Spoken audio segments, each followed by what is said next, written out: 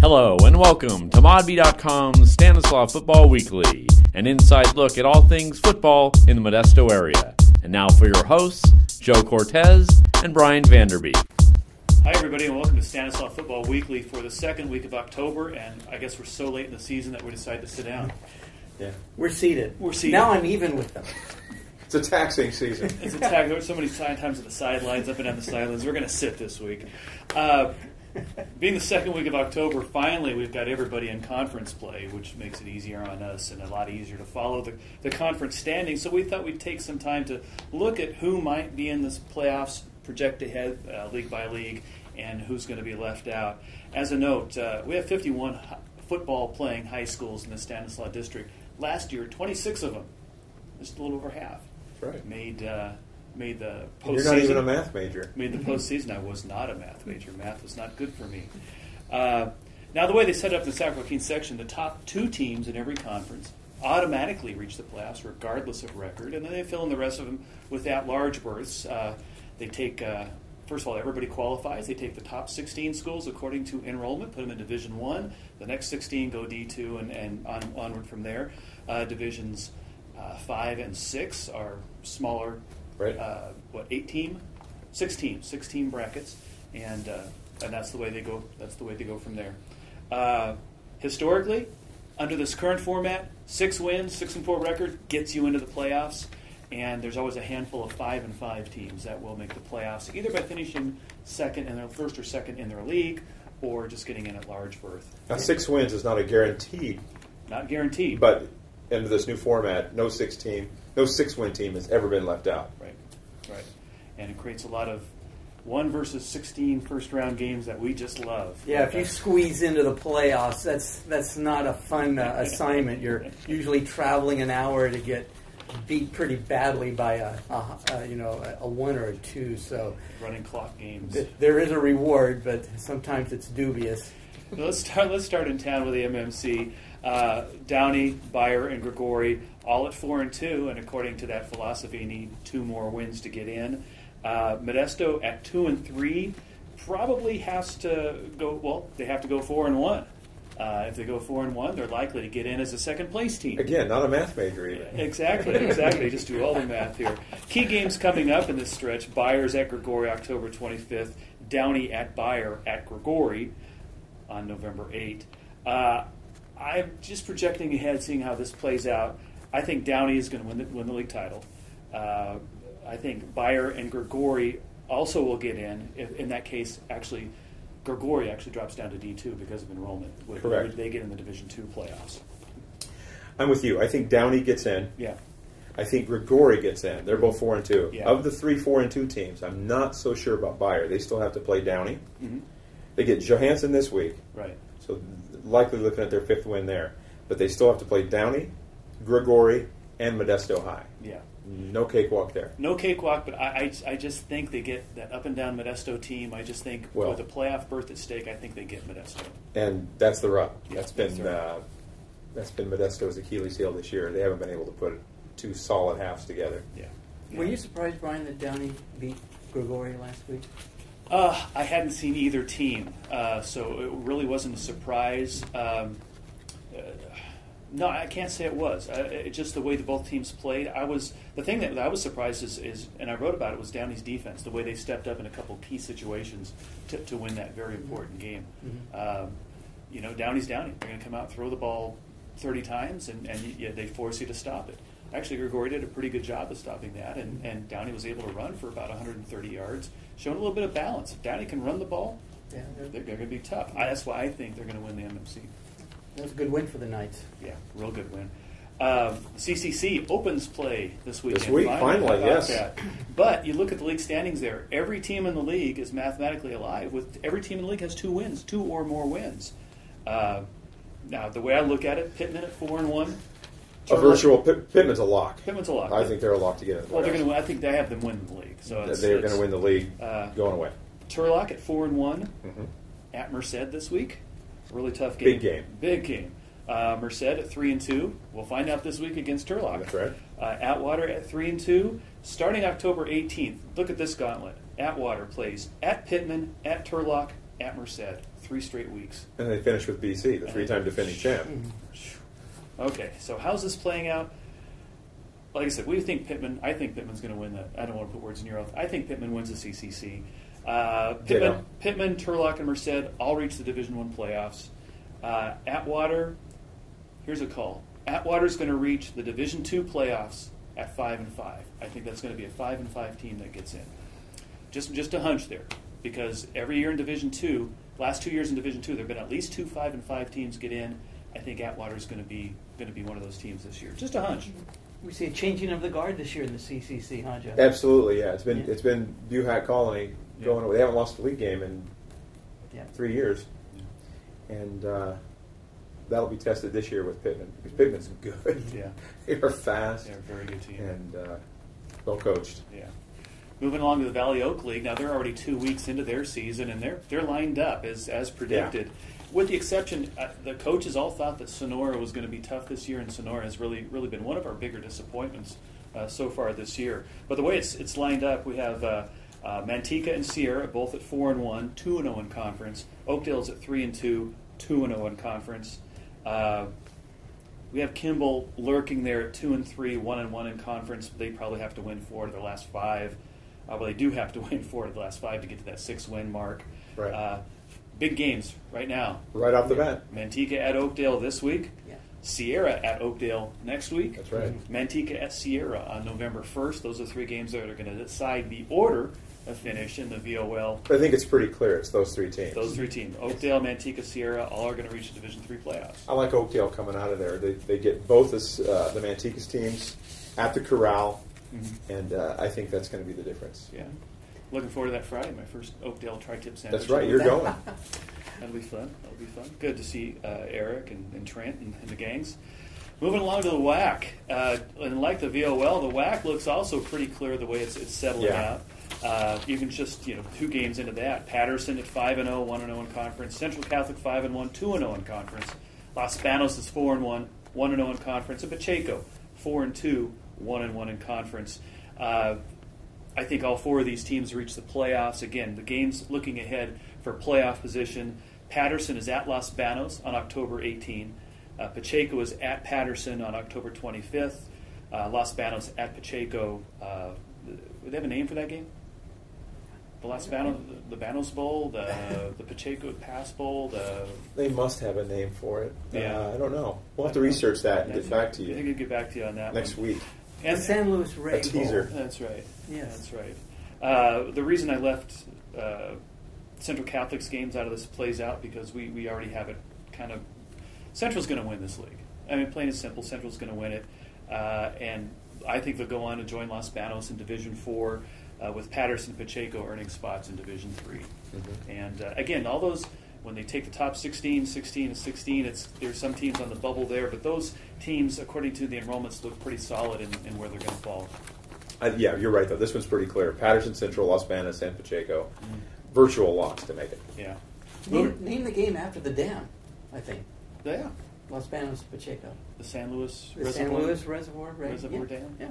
The what's the 4-Bay golf course? They named the 4-Bay Bowl. The 4-Bay Bowl.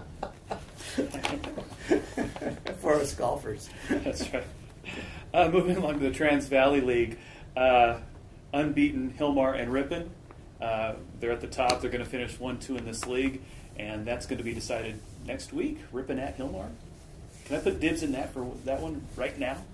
That should be a great game. Pre-game I haven't seen Ripon yet. Well, you might get to go pre-game dinner at Hobbies and head on over to the game. I'm not looking for a free meal there, by the way. And Houston with the 1 loss to Escalon, they're still going to get easily 2 wins in this league to get to 6 wins, and will be in the Division IV playoffs, even though they lost pretty handily, 31-11 at Escalon last week. And Escalon looked like Escalon. Yeah.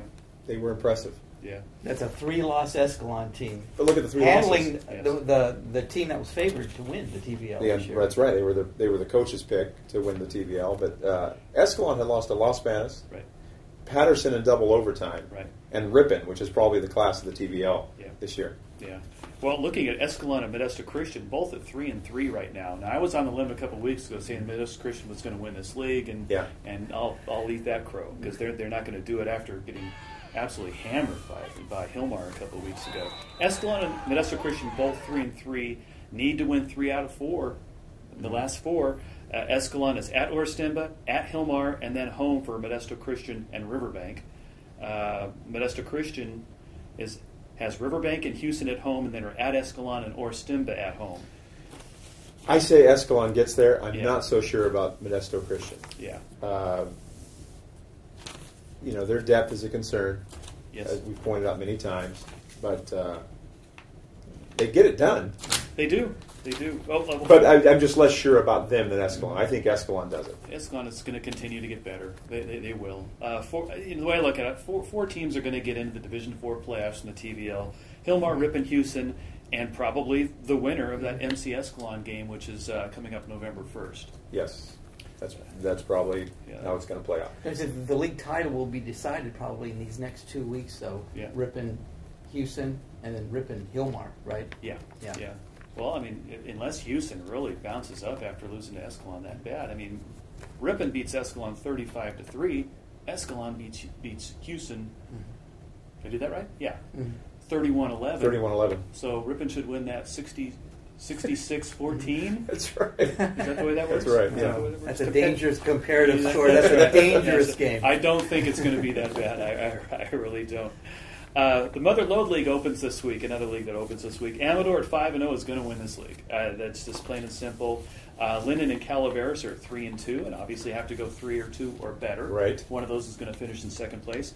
Argonaut is going to have to go 4-1, and Argonaut, perennial power up there, making the playoffs every year. Won the League One, actually won a section title. It was at 5-6 years ago. Coaches picked Argonaut this year too. Yes, they did. Argonaut, Calaveras, Amador, and how this plays out. Even though Linden is at 3-2 right now, I don't see them getting 3 wins in the league. Yeah, that's going to be a tough. Yeah. So tough stretch for them. With that, I think it's going to come down to one game. Argonaut at Calaveras on October 25th.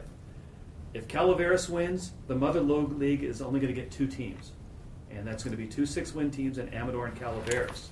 If Argonaut wins that game, it's going to get to 6 wins, and will join Amador and Calaveras in the D4 playoffs. So, for the league playoff shares that are coming in from the big TV money, it might be best for Calaveras to lose that game. But always fun to put in the Mother Lode League up there, the competitive football they're playing up there. Moving along to the Southern League. LeGrand, 5-0 right now. They're going to run the table, get the top seed in the D5 playoffs, which they will win. Ripon Christian, 4-1, 2-0 in league. Mariposa, 4-1, 1-1, but they've already lost at home to Ripon Christian. Waterford, 3-2, 2-0 in the league, but this is a gauntlet for them. Waterford, the next 3 games, at LeGrand, at Mariposa, at Ripon Christian. Ouch. Tough sledding for Waterford over there. So how this plays out, LeGrand and Mariposa are locks. They're going to make the D5 playoffs. Ripon Christian is going to be a lock for D6. Ripon Christian's a lock. I don't think they lose again. Nope. Until LeGrand. And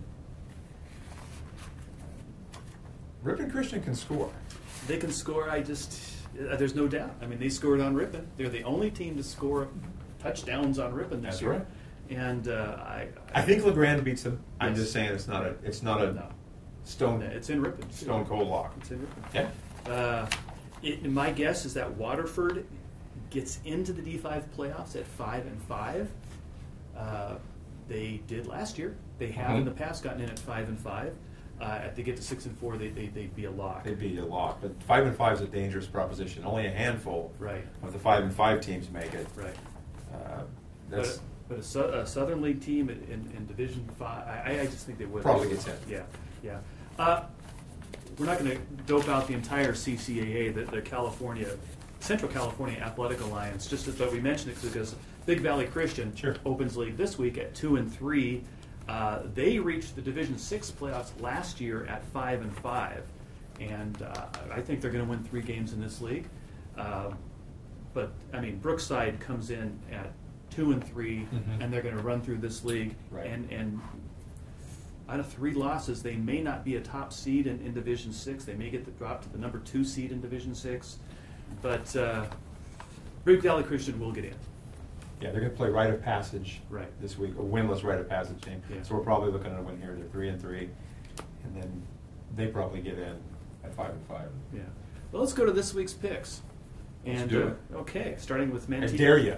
Manteca at Oakdale. That's the VOL showdown almost every Absolutely. year. Absolutely.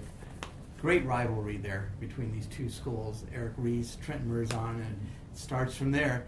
These are historic rivals. You know, we see a lot of movement with all these new schools in the area. Yep. The VOL, that top rung doesn't change. It's Manteca and Oakdale in the VOL, locked in place, and they're going to go at it again, the Buffaloes and the Mustangs. And your pick. And your pick is? My pick is going to be Oakdale. Yeah. But I haven't seen either team, and I'm guessing, so I don't know. Exactly. But I think, no, the way recent trends are, I've got to give the edge to Oakdale here. I made my first sojourn to Oakdale a few weeks back when they Yeah. played Paraclete from Lancaster. Fell in love with the place. Oh, What that's a a great place. great atmosphere. The corral is our The best. corral is wonderful. Yeah. And I think that probably gives them a little zip and puts them over. Yeah, I I'm think picking Oakdale. I think Mustang Nation shows up for this one too. But Manteca travels well, and like I said, get those 1,000, 1,500 tri-tip sandwiches ready, Yeah. because I'm going to get one, and I'm picking Oakdale on this one too. You guys are going to make me go to Oakdale just to get a tri-tip. Hey, you haven't had You've one? been talking about those tri-tips all year. It's the best tri-tip around, Okay. and Yeah. at the high school game anyway. You have to have a good tri-tip in Oakdale. I mean, it just makes all the sense. Escalon's wasn't bad last week. Not bad. Yeah, Yes, okay. Yeah. I sampled that. Gregori at Enochs. This game is at Downey. I think Gregori bounces back and wins this one. I'm going with Gregori. Yeah, Enochs won their first game last week, right? there They we go. did. Yes. There you go. They beat Johansson. Okay. And that's always good. I mean, Enochs has had a tough time this year with a lot of injuries. Mm-hmm. And, sometimes the football gods don't smile on you. You know, if a high school team loses 4 or 5 of its key players, and that's trouble for any program, really. So, it's been a struggle for Enochs, but they did get their first win this week. I don't know if that's enough, though, against Gregori. No, I don't think so either. Turlock at Merced, and that game's obviously at Golden Valley High. Well, I went to Merced High. There you go. And now I live 6 blocks from Turlock High. You're moving up. My little boy will probably be a bulldog. So with that, I'm going to go with Merced. I think Merced is a real tested. You know, they played Edison, which is I think ranked number 23rd in the state by Cal High. Right. Edison out of Fresno. Right. They played Clovis North. Clovis. They played. Close north. Okay. I think they played Clovis North. That's right. Another team ranked by Max Preps. Mm-hmm. So I think they're a little more tested than Turlock, Mm-hmm. and I'll give them the edge. Yeah. I think Turlock has a chance in this game because they have an experienced quarterback. Absolutely. In Sean Downs. Yeah. So that gives them a fighting chance, I think. But Absolutely. I don't know. I think the chalk says Merced. Yeah, I think I'm going with Merced too. I've seen Turlock, and that's a nice team, but comparing Turlock and then seeing Pittman play, and that's almost night and day from when I saw him early in the season. And I just have to think, again, not having seen Merced, I got to think they're better. They're a step up from that. So I'm going with Merced too. Staying with alma maters, Ripon at Houston. Got to go with Ripon. There's just, because I always pick Ripon.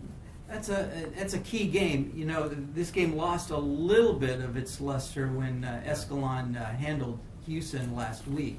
I will say this, though. I attended the Ripon-Houston game last year as a spectator. My daughter attends Ripon High, and it was Ripon's homecoming night. Houston was very competitive that night.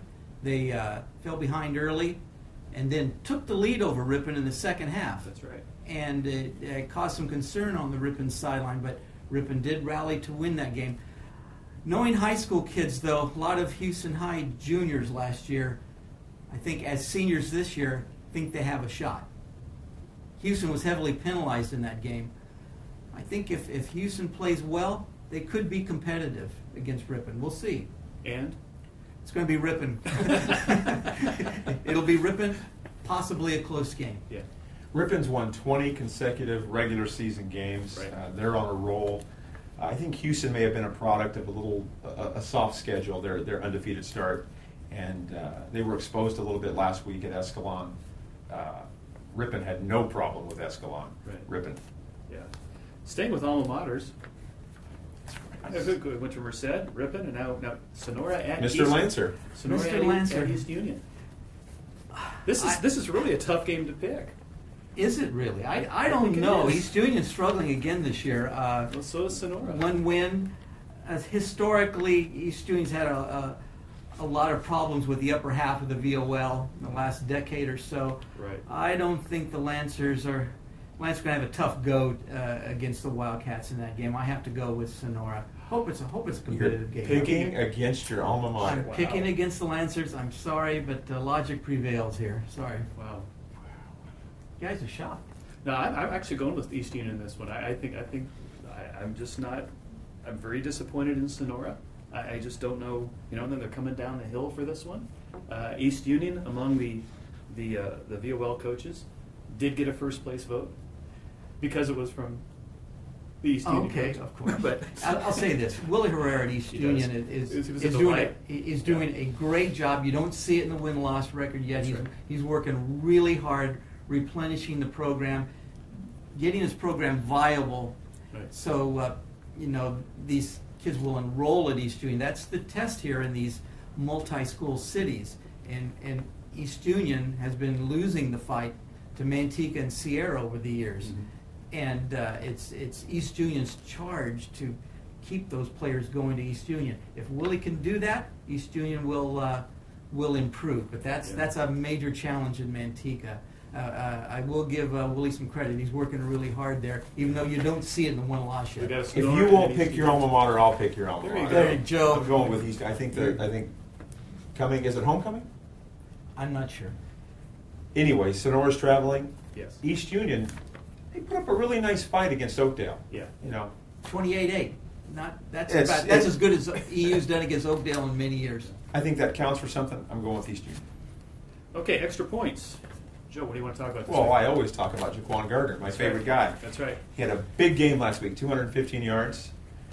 He's a little under 700 yards away from breaking the all-time rushing record here in the Stanislaus district. Andrew Brown from Ripon Christian is, and as we've talked about, that they could make a nice postseason run and get some extra games for him. Right. He had a big game last week, 209 yards on 9 carries. 9 carries. He's Good not getting the average. ball. Good average. Yeah, it's a great average, but he needs to get the ball more Yeah. if he really wants a shot. But he's a little over 1,000 yards away. Right. So he needs to average more than Jaquan, but looks like they both have legitimate chances. But a thing there, too, Jaquan Gardner's season is going to end after 10 games. Yeah. Andrew Brown, if Ripon Christian is not going to get a first-round bye in Division 6, they could play 3 extra games at the section level. That's huge. Yeah. Jaquan Gardner could get the record Yeah. and lose it And lose 2 in the weeks later. postseason, and Yeah. lose in the postseason. Yeah. Well, I'm going to mention a couple things here. Actually, one thing. But 2 coaches, looking at the records, 2 coaches actually have shots at notching their 100th career win this week. Eric right. Reese at Manteca. If they win at Oakdale, that would be 100th win for Eric. What a big 100th win that would be, too. You think? Oh, my I might God. give him a cake for that. And Argonaut's Rick Davis, and that juggernaut at Argonaut that he's put together up there. He's also at 99 wins and can win, and they have Somerville this week. Only 5 coaches in the district: Mark Lorero at Escalon, Roger Canepa at Calaveras Sonora Central Catholic, Trent Merzon at Oakdale, Dennis Stubbs at LeGrand, Golden Valley, Los Banos, Golden Valley, Back to Golden Valley. and Rob Scheidt at Merced, Merced. all over 100 wins. And we have one in just a couple weeks away because Hilmar's Frank Marcus is sitting right there at 97. So he's going to be another 100. But to have 2 coaches, only 5 currently at 100, and 2 of them have a chance to join that club On the this same week. night. That would be interesting. Stubbs' career is remarkable, isn't it? He wins wherever he goes. 4 different schools, Yeah. and he compiled that great record. Good stuff. Yeah. So what do you want to close with? I'll close with Modesto Junior College. They lost a close one last week, 68-40 to Butte, one of the best teams in California. But they scored 40 points in that game. That's more than Butte has allowed in their previous games total. So Modesto's offense is fine. They're just giving up a lot on defense this year, but they have a week off this week, and before they start Valley Conference play this week, they're licking their wounds a little bit. There's some injuries, but they hope to restart next week at Sequoias. Butte was the number one running team in the state, or is the number one running team. And they still are, after rushing for 518, they're still the number one rushing team in the state. Did that help or hurt their average, 518? Oh, it helps. It helped? It helped. Oh, yes. Well, that's all we have for Stanislaus Football Weekly for the second week of October. For Joe Cortez and Ron Agostini, I'm Brian VanderBeek. Go on out and watch some high school football.